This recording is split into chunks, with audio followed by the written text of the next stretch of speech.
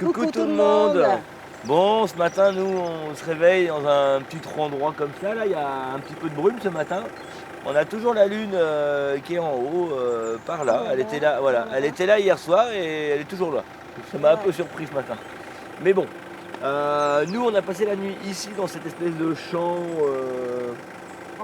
en friche. On est resté là hier toute la journée parce qu'on est proche d'Antalya. Et comme tu le sais, on a été au garage. On a changé pas mal de petites choses qui avaient été mal faites, notamment quand on avait été au lac de Vannes, comme par exemple les roulements avant qui auraient dû être changés, mais pour le gars ça venait des roulements arrière, donc il m'avait changé les roulements arrière. Mais à la suite du changement des roulements arrière, en fait on avait comme une espèce de vibration, ça grattait bizarrement, quand on tourne ça se sent aujourd'hui. Et puis j'avais toujours cette espèce de wow, wow, wow, wow, wow pendant que je roulais, qui était de pire en pire. Et donc avec Steph, on a décidé d'aller au garage. Donc on a trouvé à Antalya un très très bon garage, en tout cas qui paraissait être un très bon garage. Bah, il a l'air très professionnel. Ouais, il a l'air très professionnel. C'est une grosse enseigne apparemment, ils ont un showroom et tout. Ils font aussi des cellules tout à lu. Et donc lui, direct, il a identifié les roulements avant.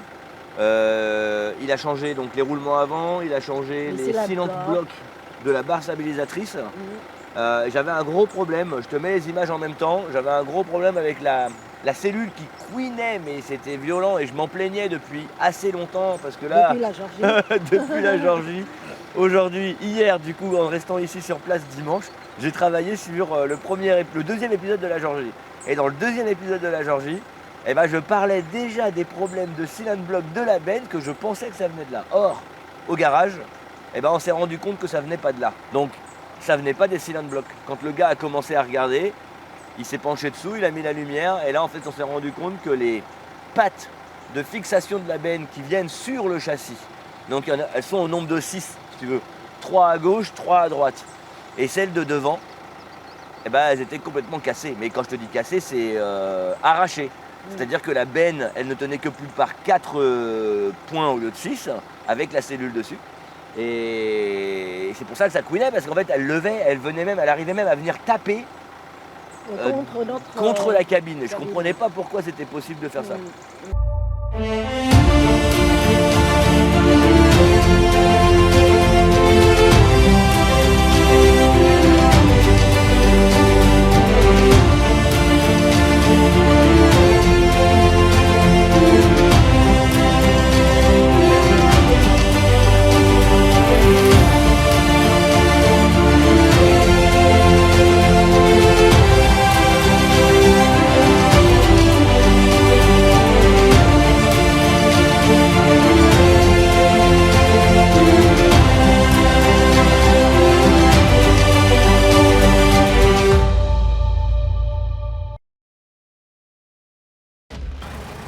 Regarde chérie, ce que t'as fait. Ouais. Ouais, c'est malin. Ouais. On est un peu emmerdés parce qu'on était censé aller au garage. Avant 9h. Mais là, il faut que je sorte. Et je peux pas sortir. Regarde. Non, mais t'enfonces pas plus. Hein. J'ai voulu mettre le 4x4 mais trop tard. Et du coup, j'arrive pas à... Non, tu tournes. Non, vite mon cœur. Non, stop.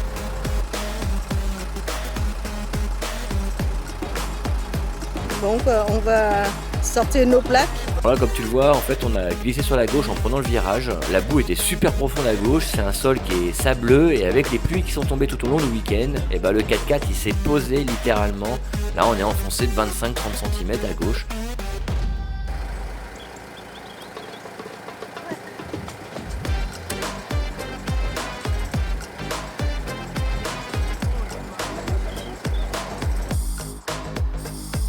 Là, il faut faire baisser la pression des pneus pour avoir un maximum d'appui au sol, histoire de pouvoir espérer monter sur les plaques.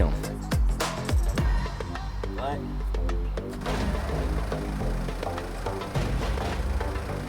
Pas facile, la boue colle énormément. Réussir à mettre les plaques sous le véhicule, c'est vraiment pas simple.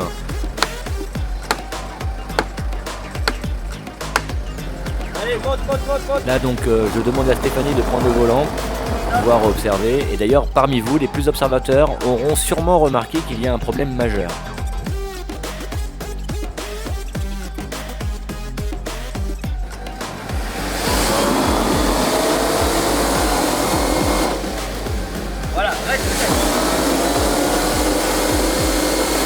roue avant du 4x4 ne tourne pas. Oui, mais là, tu vois bien que là, tu patines comme une folle. Maintenant, vas-y doucement. Allez. Allez. Voilà. Recule. Stop. Et pourquoi tu mets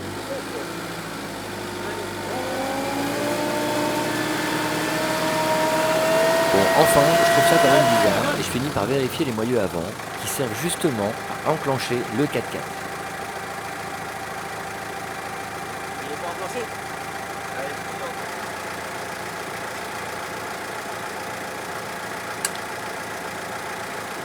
depuis tout à l'heure, on n'est pas en 4x4. On peut pas mettre 4x4 puisque elle n'était pas enclenchée.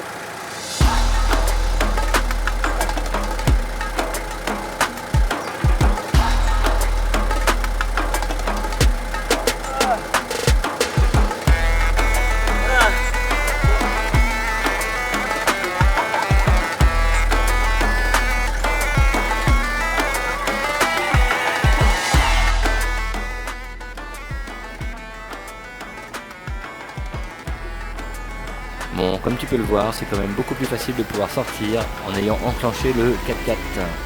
Et oui, des fois on oublie, donc voilà, on essaiera de se rappeler pour la prochaine fois. Après ça, c'est le nettoyage, on s'arrête, on nettoie les plaques, on nettoie les chaussures, on nettoie aussi l'intérieur de Spirit et puis on l'emmène au Karcher parce que pour aller au garage, c'est quand même préférable. Comme je te disais hier, le garagiste pensait que ça venait des cylinder blocks, mais non. En fait, ce sont les pattes de fixation de la benne directement sur le châssis qui ont cédé. C'est incroyable, ce sont les pattes de fixation qui ont cédé. Imagine, c'est la benne qui levait en fait. Bon là, faut quand même bien imaginer qu'on est tombé sur le bon garage. Le gars, il a tout de suite compris ce qu'il fallait faire. Il a levé la benne en la déboulonnant. Grâce à un piston justement posé sur le pneu, il a pu lever la benne, avoir assez d'espace pour pouvoir créer une nouvelle patte de fixation plus épaisse. Et ensuite, il a pu trouver l'espace nécessaire pour faire une soudure très propre, vraiment sur tout le pourtour. Il s'est couché sous le véhicule. Il a été très performant. Et donc, on l'en remercie vraiment. C'est au roulement arrière. Et là, ça a été la douche froide. Quand le garagiste a démonté les roulements arrière, il a été choqué du travail qui avait été effectué au lac de Vannes. Pour démonter les roulements, ils ont utilisé le lapidaire parce qu'ils n'avaient pas l'outillage, je suppose, nécessaire. Ils m'ont fait des marques, de la matière en moins. Donc tu vois, il a fallu réusiner l'ensemble des tubes que tu vois ici pour qu'ils fassent le bon diamètre, la bonne épaisseur, pour qu'il y ait le bon jeu avec les bons roulements. Ils ont été obligés de tout refaire de A à Z. Franchement, encore une fois, super garage. Et donc on les remercie vraiment pour le travail parce que ça a changé le comportement du véhicule.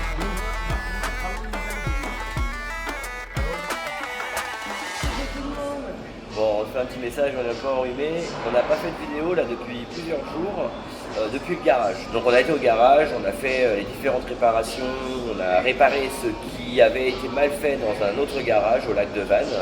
On a perdu de l'argent dans l'histoire forcément parce que tu t'imagines bien, il a fallu qu'on paye au lac de Vannes pour des réparations qui ont été très mal faites. Et donc on a dû payer ici pour refaire ce qui avait été mal fait, réparer les dégâts qui avaient été causés.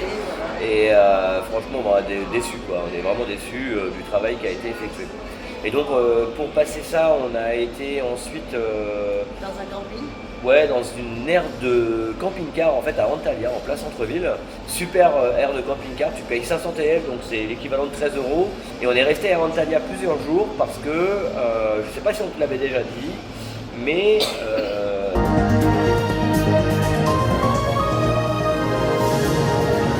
Là, tout de suite, là, ce soir, nous sommes à l'aéroport d'Antalya. Et j'attends un de mes jumeaux, Quentin, qui arrive bientôt à l'aéroport là. Okay. On va le récupérer et puis il va faire un petit bout de chemin avec nous en Turquie jusqu'au 29 novembre. Ça, ouais, donc 9 jours, à peu près 9 jours. Ouais. Donc là on est à Antalya, on le récupère à Antalya et il repart le 29 novembre à Istanbul. Ouais. Donc on a à peu près 7 jours pour monter en direction d'Istanbul. C'est ça. On va visiter entre les deux, comme on peut, vu le mauvais temps qui arrive. Ouais, on va gérer. Juste pour les 2-3 prochains jours le mauvais temps. Ouais. Après normalement ça devrait aller. Ouais. Plus froid, mais ça devrait aller. Oui, un temps sec quand même. Ouais. Donc là on l'attend, on n'est pas les seuls du coup à attendre du monde, tu vois. Fais bisous, salut Quentin. Du coup on récupère un pied. Ouais, c'était photo. Maintenant vidéo. Bah écoute, on s'est trouvé de l'aéroport. Ah, moi je m'occupe. Bah derrière. Quentin est parmi nous, donc là on lui a installé dans le noir la tente Décathlon qu'on a acheté aujourd'hui. Nous on est juste garé là. En fait on s'est mis exactement au même endroit qu'on s'était mis dimanche quand on s'est tanké, parce que ici à Antalya il n'y a malheureusement pas grand chose dans le coin. Donc demain on bouge de toute façon, on va retrouver les Bertins et puis les Belges pour quelques heures. Donc les Steph, dis-nous un petit peu qu'est-ce que tu as préparé pour l'arrivée de Quentin. J'ai préparé hier un bon couscous pour manger avec Quentin aujourd'hui. Ouais, on voit En pas grand pensant chose ma que- chérie, mais tout va En bien. pensant que les Belges seront là pour manger avec nous. Ouais, on pensait que les Belges seraient là, mais ils sont pas là. Donc ils auront pas le droit au couscous. Donc on mange tout ça, nous. C'est ça. Et coucou la famille. Et là, tout le monde. Bon, ce matin, après s'être réveillé, première nuit pour Quentin dans la tente, c'était comment Quentin? Ça c'était bien, il y a un chat qui m'a réveillé à minuit. Ouais, c'est clair, on a un chat qui a aboyé comme un fou là, c'était un peu stressant. Et là ce matin du coup on s'est dirigé pour aller récupérer du data parce qu'on n'a plus de data encore. Et là après on va se faire un petit déjeuner turc. Ouais. Bon finalement on voulait prendre un petit déjeuner spécial turc, mais voilà, ici on n'a pas vraiment trouvé, on a été très bien accueillis, donc difficile de... Oui, enfin je sais pas. Là faut cuire avec des œufs, c'est écrit. Ouais, je prends ça. Je prends quoi? This one, 1, 2, 3. difficile de refuser, ils sont trop gentils ici. Avec une saucisse. Yes, it's a side. M10 one. Et toi, t'as choisi ton? Yeah. Donc on s'est trouvé quelques petites spécialités locales. Chacun va pouvoir déguster tranquillement son assiette et puis on va se le partager. Regarde, Stéphanie elle est trop contente, elle prend une photo de son fils. En tout cas c'est bien présenté. Donc là on est à la cascade d'Uden. C'est au sud d'Antalya. Et on va aller voir la cascade qui se trouve beaucoup plus donc du coup sur la gauche. On va aller retrouver le front de mer et elle se jette directement apparemment sur la plage. Voilà, donc là par contre tu peux déjà constater qu'il y a quand même pas mal de débit. C'est assez impressionnant. Hein.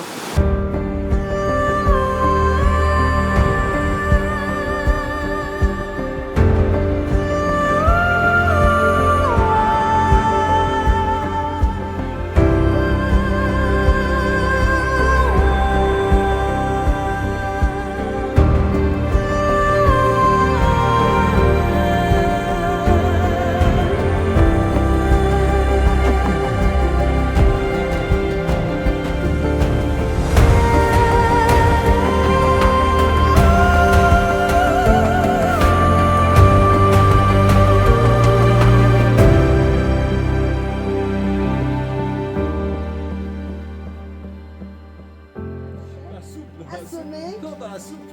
Qu'est-ce qui t'arrive? La nana qui est toute jolie là. Et tu te trouves sur la bouche, t'as même pas besoin d'aller faire une chirurgie. Ça gonfle tout seul. Le caméraman là. Et c'est la plouf. Par terre. Oh Anubis. Cappuccino. Quelle expression. You need Wi-Fi, can use that here. Wi-Fi. I want to be sure 30 to go 150 to go 150.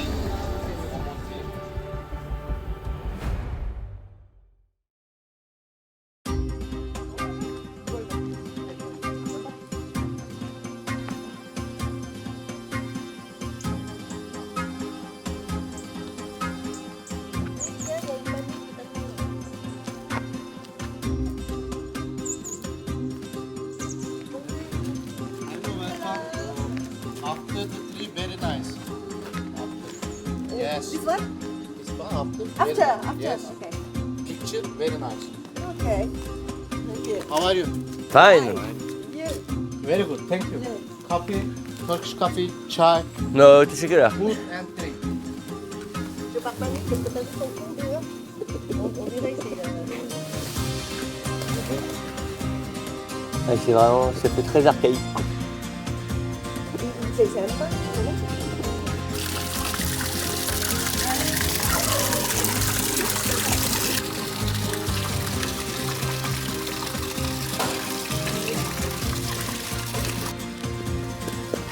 Pour 5 euros, ça va, hein?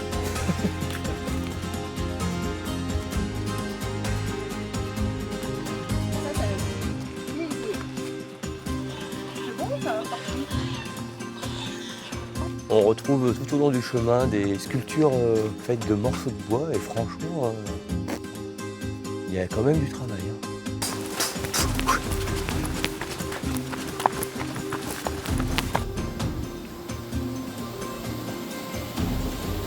Allez, attends, il nous attend là. Allez ma chérie, c'est parti.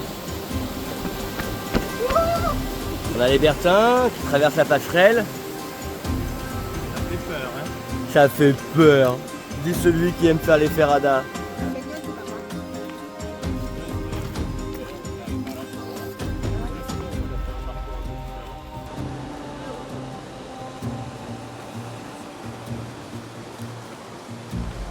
Ce qui m'inquiète, c'est qu'on a laissé les Belges tout seuls. Qu'est-ce qu'ils vont faire comme conneries encore? Parce que les Belges, bon... oh là, c'est hallucinant d'imaginer les mouvements géologiques qu'il y a eu pour former ces montagnes.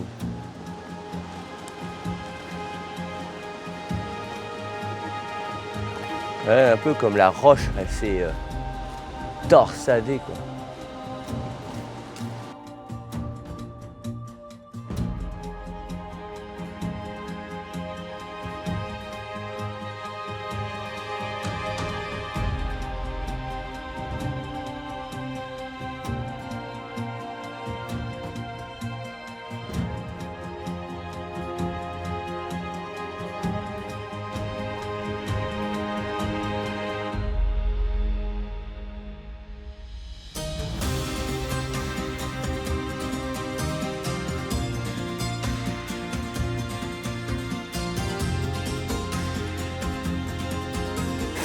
L'eau, c'est exactement comme à Blue Sky, quand on était en Albanie.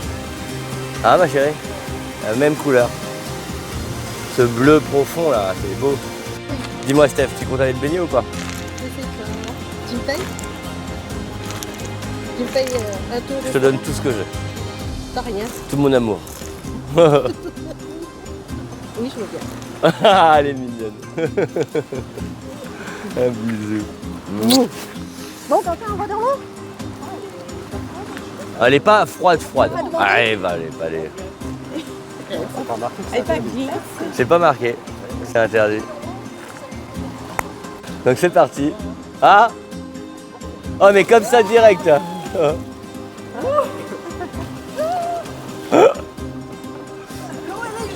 Ah bah là, oui. Il est bon jeu, lui. Hein. Enfin bon, il va rester non plus des heures. Allez, on y retourne Quentin.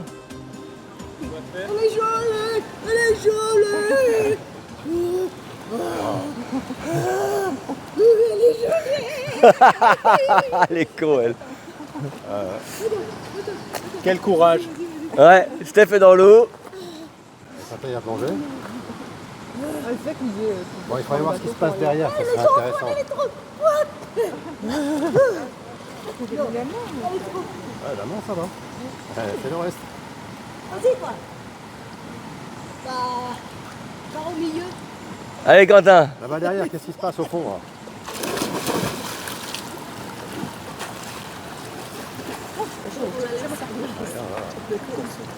Allez, fraîche. Ah bah oui. Tu sors, il n'y a pas de soleil. Il est plus courageux que moi, t'as vu? Ouais. Et attends, Nico. Oui, bien sûr. Moi je filme. Bon, mon petit Jérôme. Bah écoute, ça fait plaisir de se revoir par ici. Hein.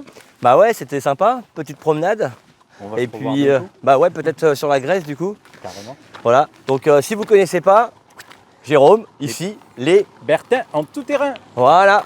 Donc tu vas sur YouTube, sur Instagram, partout, ils sont partout. On est partout.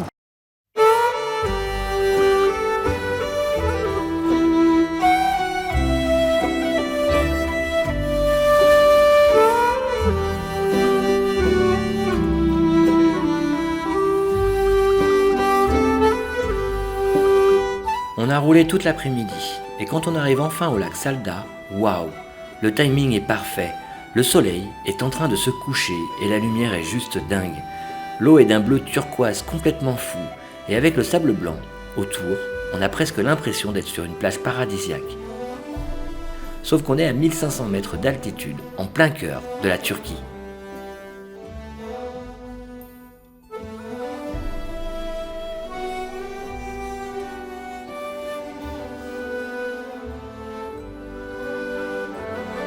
Et pendant qu'on s'engage sur une piste qui longe le lac, le terrain est un peu sablonneux, mais rien d'insurmontable.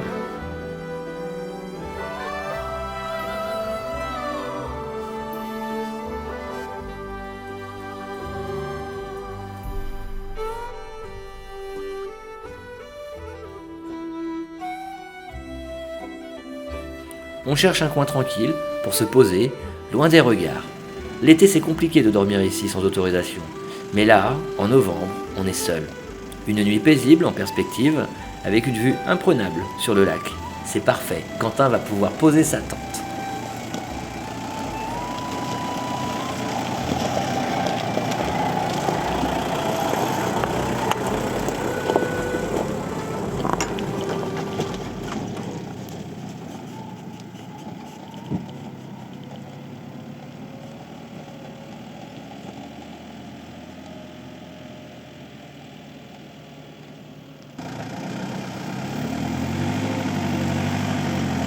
Stop.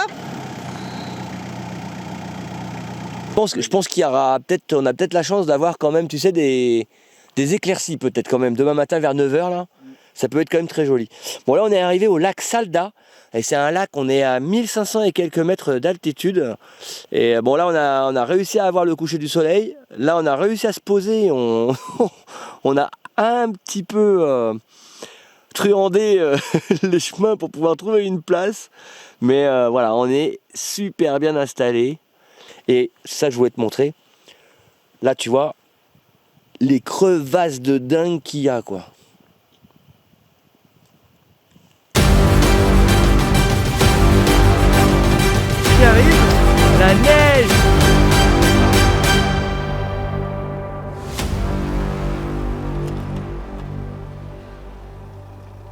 Si tu aimes nos aventures, alors like, commente et abonne-toi.